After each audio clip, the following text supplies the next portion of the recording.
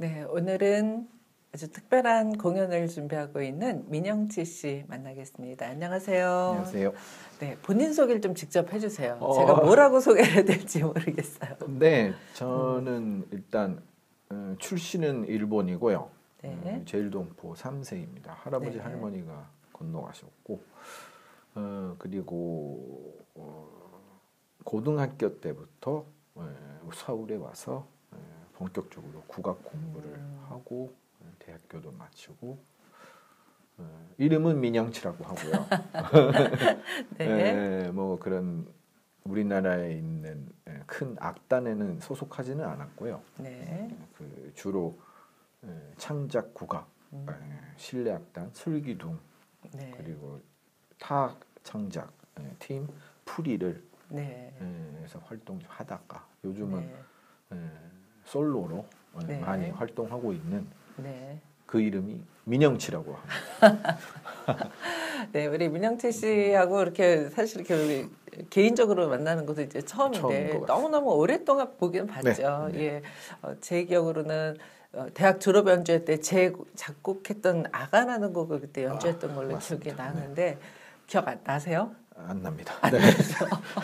그때 같이 이제 연주한 팀들이 저한테 부탁을 해서 제가 마침 그 악기 편성에 이제 대금이 있어서 이렇게 그 악보를 전했던 제가 기억이 그 나요. 대학교 졸업 연주를 예. 아시잖아요. 저는 친구들 거 선배님 거를 많이 도와드렸지만 네. 제게 하나도 생각이 안 나요. 본인께 생각이 안 나요. 원래 그래요. 저도 제 건 기억이 안 나요. 그리고 그 다음 날 바로 미국 공연을 떠났어요. 그래서 그렇군요. 그 미국 때문에 예. 정신이 좀 저는 그래서 이제 그때 아무튼 이제 기억이 오늘 이제 이렇게 영철 씨 만나러 오면서 그 기억이 나더라고요. 감사합니다. 그래서 맞다. 우리 민영치 씨가 타악 연주자로 더 알려져 있는데 대금 연주자였지라는 이제 기억이 났습니다. 그럼 이제 국악고등학교 때 와서 그때 이제 대금을 전공을 한 건데 그 전에는 그러면 국악을 만날 기회가 있었나요? 오사카에 있는 한국인 학교에서요. 드럼을 배웠었고 함께 장고를 배웠었어요. 그리고 중학교 2학년 때쯤 무슨 발표회가 있었는데 그 김영동 선생님이 계시잖아요. 대금 부신 선생님께서 음악 감독으로 오신 거예요. 일본에. 네. 그래서 저를 보시더니 너는 국악고등학교라는 데가 있으니 거기로 가라 그러고. 그리고 장고 전공이 있는지 알았더니 없었죠. 그때는 없었죠. 네. 그래서 김영동 선생님이 대금이시니까 대금을 한 거예요. 그러면은 어떻게 보면 굉장히 중요한 그 전환점을 마련해 주신 선생님이시네요. 네, 그렇지만 일본에서 국악고등학교가 점점 뭔지도 모르겠고 그리고 말도 하나도 못했고요. 그러니까 모국이지만 진짜로 모르는 외국에 온 거였죠. 그러니까 큰 결심하고 왔어요. 네. 그러면은 이 한국말은 언제 이렇게 좀 자유롭게 하게 됐나요? 그러니까 고등학교를 바로 저는 말을 못하는 상태로 입학을 하고 친구들이 많이 가르쳐줬지만 주로 나쁜 말도 많이 가르쳐줬고 나쁜 말을 먼저 쉽게 배우죠. 그렇습니다. 네. 관심이 그쪽에 있으니까. 그쵸, 예. 그러면서 이렇게 차차차차 늘 가방 속에 한일 사전과 이란 사전을 이렇게 두꺼운 걸 들고 다니면서 그거를 가끔 이렇게 책상 위에 올려놓고 그거 베개로 해서 이렇게. 잘 흡수가 되도록. 자, 그러면 이제 대금이라는 학교로 이제 처음 국악고등학교 입학을 하면서 전공이라는 이제 개념이 생겼을 텐데 지금 사실 우리 민영치 씨의 활동을 보면은 타악 연주자로서 활동 훨씬 더 많았잖아요. 네. 본인이 어떤 의도적으로 그렇게 했던 건가 아니면 어떤 이유가 있었을까요? 저는 사실 고등학교 때, 대학교 때는 장고를 배워본 적이 없어요. 그래요? 네, 중학교 때까지의 실력으로 사물놀이 아니다. 국악고등학교에 사물놀이 팀이 있었긴 했고요. 네. 저는 그것에 들어가겠다는 말은 안 했지만 그 음악 선생님들한테 들킨 거예요. 얘가 장고 잘 치. 네. 그래서 특별히 그래서 우리 팀은 원래 8명이었지만 우리 기에서는 9명이었어요. 저까지 해서. 플러스 알파로 들어가시는 거예요. 그러니까 저는 공부도 그러니까 언어 때문에 공부도 잘 뒤쳐져 있고 그러니까 그래 시간이 없는데 사물놀이까지 하면은 사람 안 될 것 같아서 네. 하고는 싶었지만 네. 안 하기로 했었었는데 그렇게 하게 됐고 그것이 바로 지금까지 그런 것 같아요. 사람들이 애는 타학주자다. 타학길 잘 친다. 네. 그래서 네. 제가 조금 억울해서 네. 이번에 독주에서 네. 대금 산조를 하는 겁니다. 네. 사실 이제 비슷한 케이스가 네. 그 정화영 선생님이 원래 우리가 명고수로 알려져 있는데 이분이 원래는 대금 전공이시고 대금으로 서울시 문화재가 되셨거든요. 그 사실은 잘 모르시죠? 예, 저도 그럼 기회가 있겠네요. 네, 있죠. 예, 그러니까 사실 물론 이제 그 전공보다 더 뛰어난 분야가 하나씩도 있는 것 같긴 해요. 그것도 나쁘지는 않은데. 네. 그래서 이제 이번에 이제 그 발표를 이제 지금 네. 한 이틀 앞두고 있는데 이번 발표에서 이제 대금을 발표를 하시더라고요. 네. 그러면 이제 어떤 산조를 어떻게 공부했는지 대금 이야기 먼저 해볼게요. 네네. 그러니까 서영송류 대금 산조를 뭐 짧지도 않고 길지도 않은 중간짜리를 연주를 해드릴 거예요. 근데 저는 서영석 선생님한테 직접 배웠어요. 8, 9년을 사사한 것 같습니다. 그래요. 네. 그리고 선생님을 아주 존경했고요. 그 종로 3가에 2가에 있는 학원에 주에 2-3번 왔다 갔다 하면서 선생님의 모든 거를 배웠어요. 와, 어렸을 때 또 선생님께서 명인면무전 이런 걸 그러니까 지금은 민속악단 선생님들이 춤 반주하실 때는 무대 위에 올라가시지만 그때 당시는 무대 옆에서 하셨거든요. 그랬죠. 네, 안 보이는 데서 하셨는데 저는 그 서영 선생님 옆에 쭈그리고 앉아가지고 선생님들 연주하는 거를 1년에 한 5번 정도 계속 그러니까 시간 될 때마다 찾아갔어요. 선생님 이리 와 여기 앉아 있어 그러고 공연 때. 네네. 그러니까 뭐 김천만 선생님, 장덕환 선생님 장구 치시고 검은고는 원장현 선생님이 하시고 뭐 그러니까 그 아벤져스죠. 그렇죠. 아벤져스. 와, 근데 진짜 잘하시고 그때 그 호흡이라는 거는 그 선생님들 연주하시는 바로 그 자리에 들어가면 느낄 수가 있잖아요. 그렇죠. 근데 특별히 그런 경험을 많이 했었고요. 네. 그리고 선생님한테 많이 배웠고 선생님이 그리워서 네, 그리고 대금을 우리나라의 그 사람들이 제가 대금을 부는 거를 잘 모르시는 것 같아서 그렇죠.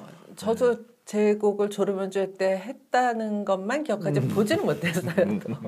그래서 사실 이제 그래서 우리 민영진 씨를 빨리 만나봐야겠구나라는 생각이 들어서 이제 오늘 모셨고요.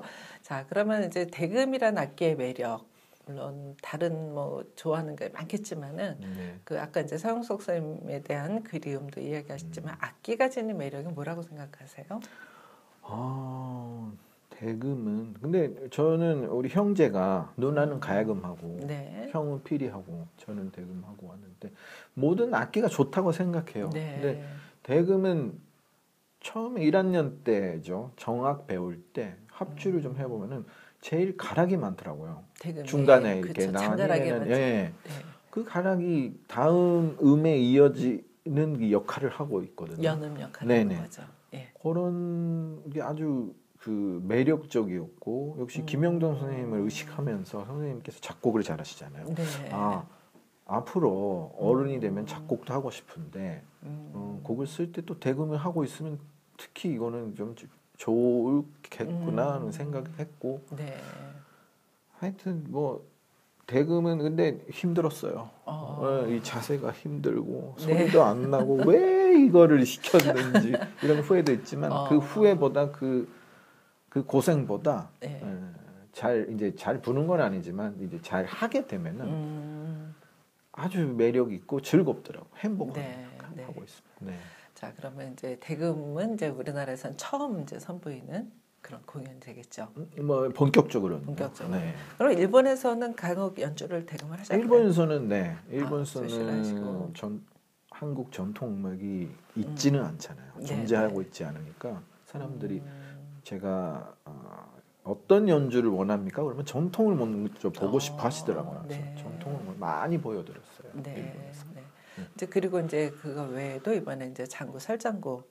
삼도 설장구 가락은 이제 또 스승님이신 김덕수 선생님 가락을 하고 제대로 할 수 있으면 좋겠지. 열심히 하겠습니다.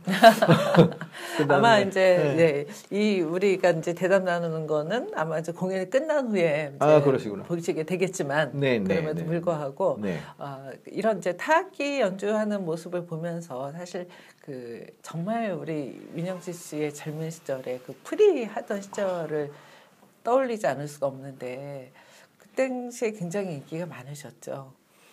그때는 재밌게 했습니다. 그 20대 중반쯤부터 30대 초반이었는데 몸도 이렇게 좋았고 그렇게 국악 창작을 하시는 분들이 없으셨기 때문에 더 재미가 있었고 약간 무서운 면도 있었어요. 왜 선생님들이 왜 너네는 그런 거 하냐고 이상한 걸로 비춰졌던 시기가 있었죠. 의상도 우리 가죽 옷 입고 막 그랬었거든요. 춤도 추고요. 너네들 본이 어디냐고. 뭐 하는 거냐고. 근데 지금 보면은 다 그렇게 하고 있죠. 그러니까 아주 재밌었어요. 정말 재밌었어요. 혼나면서도 재밌는. 일단 뭐랄까요. 큰 일을 할 거면 반대파가 50%가 계셔야 되고 찬성파가 50%가 있으면 이게 무슨 뭘 하고 있구나라는 보람이 있는 것 같아요. 자, 그러면 이제 우리 민영지 씨가 대부분은 이제 일본과 한국을 이제 오가면서 활동을 하다가 제가 최근에 듣기로 이제는 아예 이제 한국에 정착하기로 했다. 이렇게 얘기 들었어요. 특별한 계기가 있으신가요?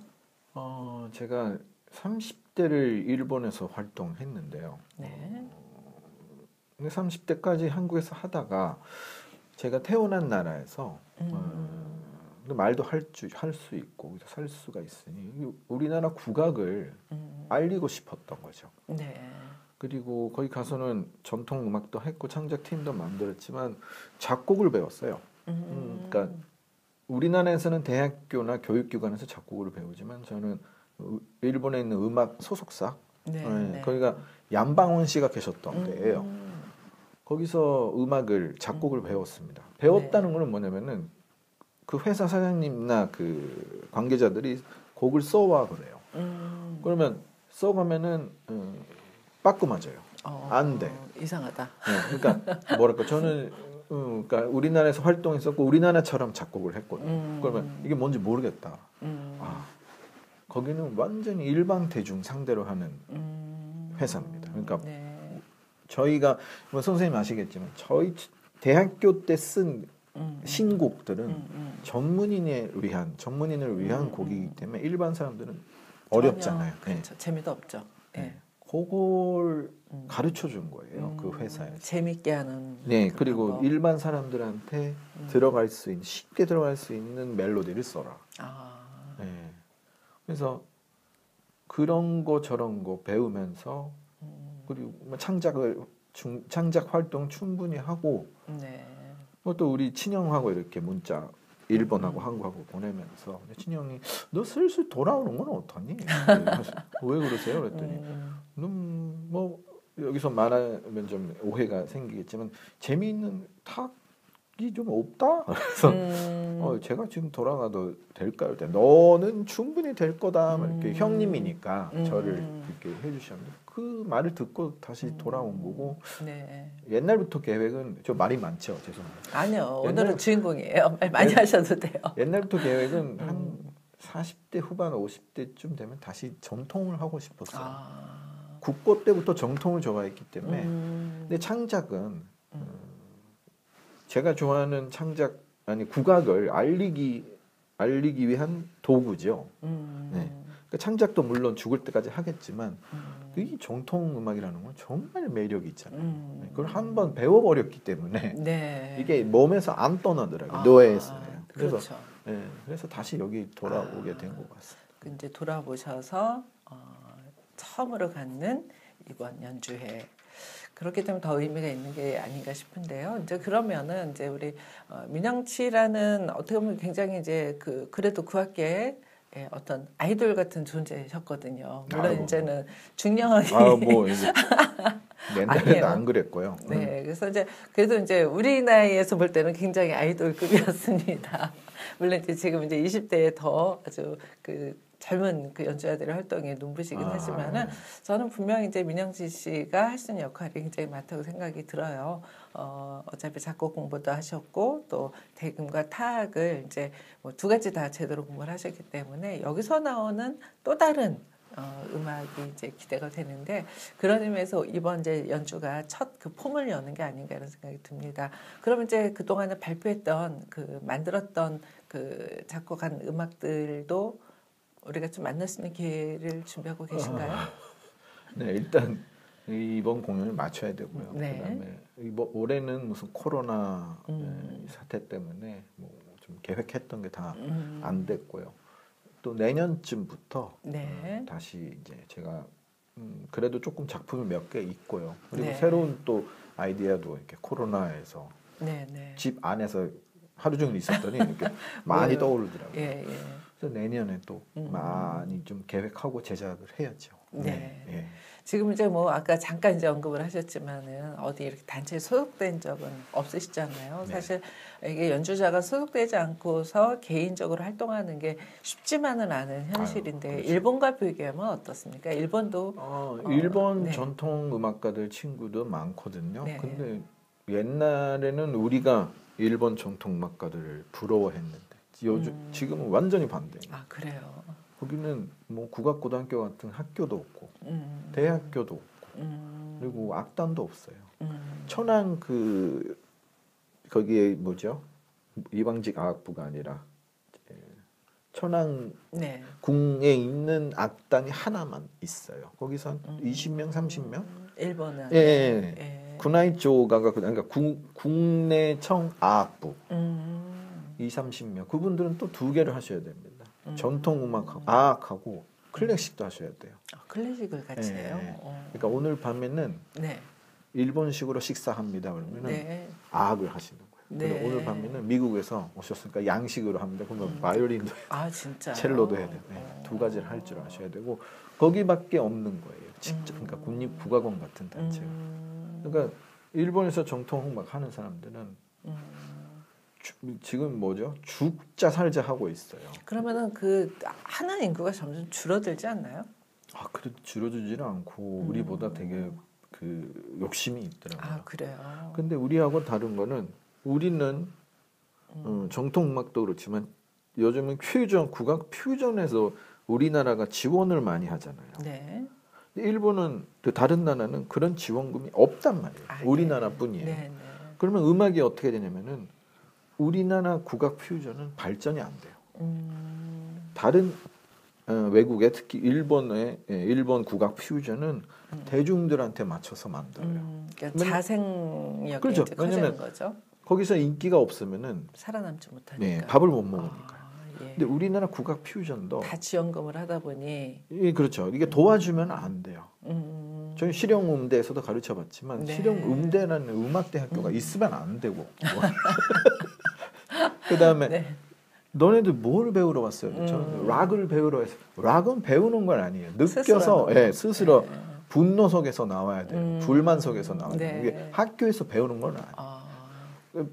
그렇게 되면은 벌써 정통 음악이 되어버린 거죠. 근데 지금 국악 퓨전을 가르치면 안 되고 국악 퓨전을 도와드리면 안 된다고 생각하는 사람인데요. 근데 지금 어쩔 수 없잖아요. 그리고 또 해외 큰 뮤직 페스티벌에 갈 후원금을 주겠다. 참 저는 이해가 안 갑니다. 근데 좋은 거예요. 근데 거기 가서 저도 받고 많이 갔다 왔어요. 하면 또 일본의 그 뮤지션들 만나면은 어떻게 오셨어요? 자기네들 비행기표 냈다는 거예요. 아르바이트하고. 우리는 다 받아서 왔는데 지원금. 그래서 민영치 씨들은 어떻게 오셨어요? 우리나라가 내죠. 그러면 우리나라 좋은 나라시네요. 근데 부러워하긴 하겠지만. 지금은 좋긴 좋아요. 좋은데 나중에 이 후배들이 이걸 보면서 그러면 우리 기급 따고 가면 되겠네. 기급 따고 퓨전하면 되겠네. 이런 생각에 빠져들면은 음악이 발전이 안 되잖아요. 자, 그럼 그런 점에서 요즘 이제 후배들도 사실 이제 너도 나도 사실 이제 이렇게 팀 활동 하잖아요. 그런 팀 활동을 하면서 드는 생각들 많으실 것 같은데. 지금 저도 대학교에서 가르치고 하지만 이 제자분들이 지금 졸업하면은 막상 갈 데가 없어요. 그렇죠. 모든 악단에 지금 꽉 찼고 네. 이분들이 뭐죠 나이 드셔서 한 사람씩 한 사람 나가는 걸 기다리고 있더라고요. 근데 그 비율이 거의 뭐 1000분의 1인가 그렇죠. 그 정도 될 겁니다. 네. 네, 그러니까 하늘의 별따기인데 그러면은 팀이라도 만들어서 타악이면 타악팀 아니면 실내악팀 네. 해서 아까 말씀드렸던 기금이나 극장에서 하는 기획 공연 같은 데서 일단은 활동을 해야 되잖아요. 네. 그러니까 팀 활동하는 거는 저는 대찬성입니다. 네. 그런데 타악이나 노래 같으면 뭐 동네 축제 같은데 이렇게 초대를 받을 수 있지만 기악은 음악이 어려워서 힘들거든요. 네. 그러니까 기금을 딸 수밖에 없지만 뭔가 방법이 있다고 생각해요. 그 기금이 없는 어떤 나라에서는 토기산이라고 계세요. 그 피리 히치리키라는 피리를 네. 부는 왕자가 계시거든요. 그분은 서양 음악하고 일본 히치리키의 피리를 맞춰서 멋있게 불어요. 그 일반 사람들도 토기상을 다 알아요. 누구나 알아요. 그 정도 인기가 있어요. 그분은 그냥 혼자 해낸 거예요. 기금 이런 거 없어요. 없고 그냥 음악 회사하고 뭐 레코드 회사하고 같이 한 건데 근데 그렇게 어떻게 방법이 있을 거예요. 어딘가에 길이 있을 거고 구멍이 있을 거고 그런 걸 찾아야 되는 게 그러니까 실용 음악 하는 사람들 맨날 그걸 찾고 있거든요. 기다리고 네. 있고 연구를 하고 있는데 만약에 국악 퓨전을 한다. 국악의 대중화를 꿈꾸고 있으면 그런 생각도 하셔야 돼요. 그러니까 팀을 하면서 네. 이렇게 인터넷에서 기금, 후원금 이런 거 검색하지 마시고 나가서 일반 밴드들, 재즈들 어떻게 생활하고 있는지 그분들하고 교류를 가져야 되고 그분들의 생각을 알아야 되고 물론 그분들의 음악도 배워야 되고 라고 저는 팀 활동 네. 할 거면은 그렇게 저는 그렇게 했거든요 옛날에 네. 어렸을 때. 자 어렸을 땐 그렇게 했는데 이제 중년이 이제 되신 거잖아요. 우리. 고년이죠. 이제. 고년. 그런 면에서 사실 이제 물론 이제 그게 현실과 이상과 좀 다르잖아요. 네. 그럼에도 불구하고 이렇게 이제 여기서 정착을 하려고 보니 사실 경제적으로도 이렇게 속하지 않으면 굉장히 어려운 건 사실이잖아요. 이제 그런 거는 어떻게 극복을 하시는지 노하우가 있으면 좀 알려주세요. 와, 이거는 정말 예. 그러니까 저도 지금도 뭐 충분치 만족스럽게는 생활을 못 하고 있고요. 네. 그리고 우리 친구들, 후배님들, 선배님도 고생하시는 더군다나 코로나 때문에 그렇죠. 이게 정직하게 지금 나온 것 같아요. 맞아요. 공연을 못 하고 그러니까 후원금이 안 나오고 쓸 수가 없고 그러면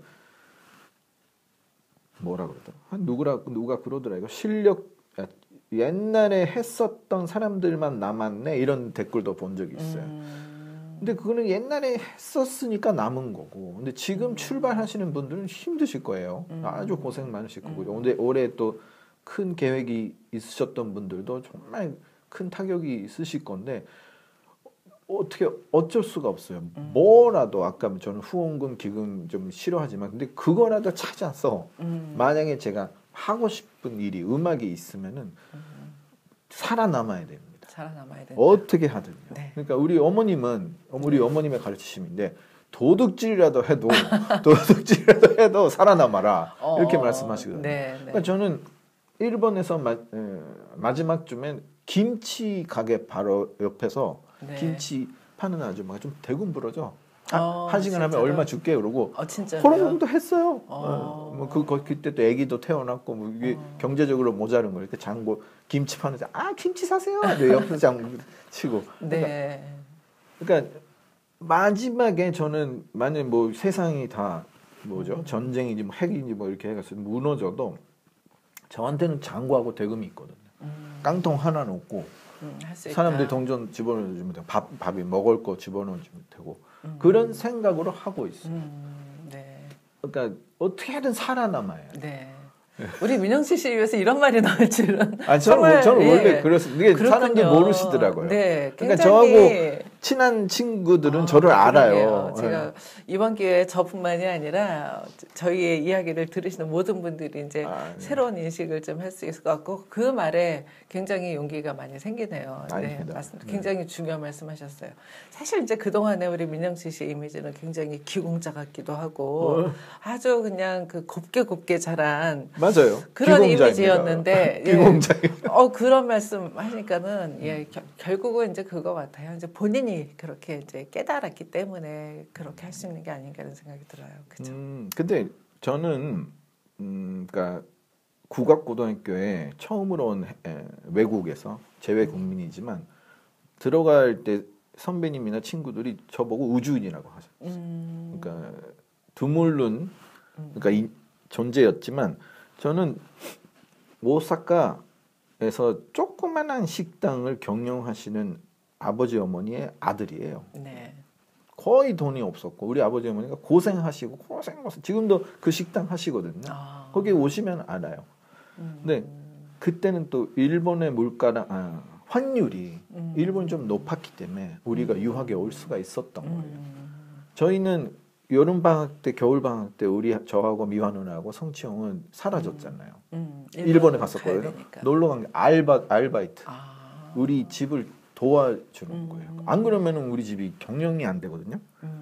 그러니까 그런 헝그리 배고픔 속에서 살았어요. 근데 우리가 일본에서 왔다는 이미지 하나 때문에 얘네들은 잘 산다. 그리고 제가 좀 잘생겼기 때문에 기공자다. 근데 이거는 감사하지만 사실은 정말로 누구보다도 배가 고팠고 일주일에 한 번 저 짜장면 먹는 게 딱이었거든요. 고등학교 1학년, 2학년 때요. 네. 근데 돈이 없어갖고. 그러니까 그런 속에서 자랐기 때문에 지금도 그런 헝그리 정신이 있고. 그러니까 그리고 저보다 어려운 사람들 계시면 또 도와드리고 싶고 후원해주고 가르치고 싶고 그런 게 있어요. 근데 또 이게 돈 많고 말 안 듣는 사람도 있으면 좀 이런 거 때려주고 싶고 큰일이니까 사건 나니까 안 되지만 되게 좀 말도 안 되는 사람들 많이 어느 업계에 가도 저 사람 왜 이러시지 왜 이러시는데 그 사람은 제가 못 참아요. 못 견뎌요. 그래서 그러니까 손해 볼 때도 있고요. 어디 가면 민영치 또 시작했네. 그래요? 우리 친구들은 다 합니다. 어디 공연장 가면 맨날 싸우고 저는. 불의를 보고 못 참아요. 못 참아요. 그럼 저랑 비슷하시네요. 그러세요? 어디 갈까요? 우리 같이 한번. 사실 이렇게 민영실 씨랑 사실 별로 말씀 많이 안 하고 다니시는 이미지였는데 오늘 이야기 듣다 보니까 끝도 없네요.